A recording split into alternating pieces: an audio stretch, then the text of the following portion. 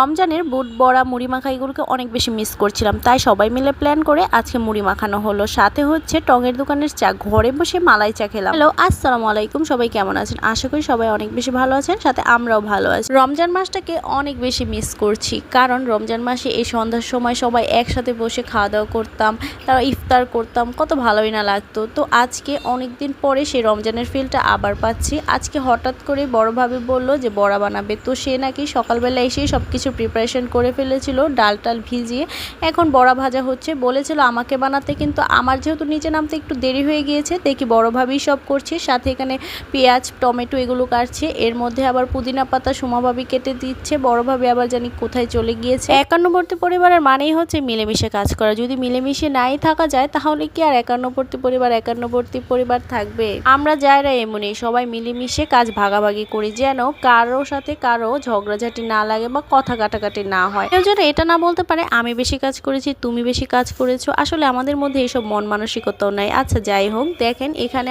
আমার দেবর এখানে একদম সব কিছু মেখে টেকে প্রিপেয়ার করেছে। রিয়াজ ভাই কিন্তু সবসময় রমজান মাসেও মুড়ি মাখায়, তো এখানে রিয়াজ ভাই মুড়ি মাখাচ্ছিল, এখন মুড়িটা ঢেলে দিবে।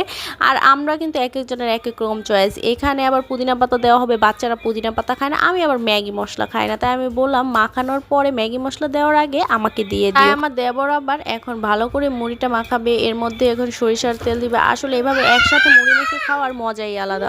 আমার বাবার বাড়িতে থাকতে সবাই যার যার প্লেটে মুড়ি মেখে খেতাম রমজান মাসে, এই জন্য আমার বাবা আবার অনেক বকাঝকা করতো। আমার বাবা একসাথে খেতে চাইতো, কিন্তু আমাদের যেহেতু অভ্যাস যে আলাদা আলাদা করে খাওয়ার, সেই জন্য আলাদাই খেতাম। কিন্তু আমার শ্বশুরবাড়িতে এসে আবার সবাই একসাথে মিলেমিশে এভাবে মেখে চেকে খাই, এভাবে খাওয়ার মজাই আবার অন্যরকম। এই তো এখানে আমার দেবর সবাইকে বেড়ে বেড়ে দিচ্ছিল। প্রথম বাচ্চাদের দিয়েছে, এটা হচ্ছে পুদিনা পাতা ছাড়া। এখন পুদিনা পাতা দেওয়ার পর আমরা খাবো। প্রথম আমার জামাইকে দিয়ে দিলাম একটা প্লেটে, উনি আবার যেহেতু দোকানে চলে যাবে। বলবো সবাই আমার বাচ্চার এই চিল্লাচিল্লি একটু ইগনোর করবেন, কারণ আমার বাচ্চা অনেক বেশি চেঁচামেচি করতেছে। তো আমাদের জাতীয় খাটের উপর বসে এখন আমরা সবাই মিলে খাচ্ছি, আমার জামাই, বাচ্চা কাচ্চা। এই যে আমার দুই জাল তো একদম বোল নিয়ে বসেছে, রাক্ষসী জালেরা। এখন আমাকে দেখেন একটা ছোট্ট প্লেটে দিয়েছে।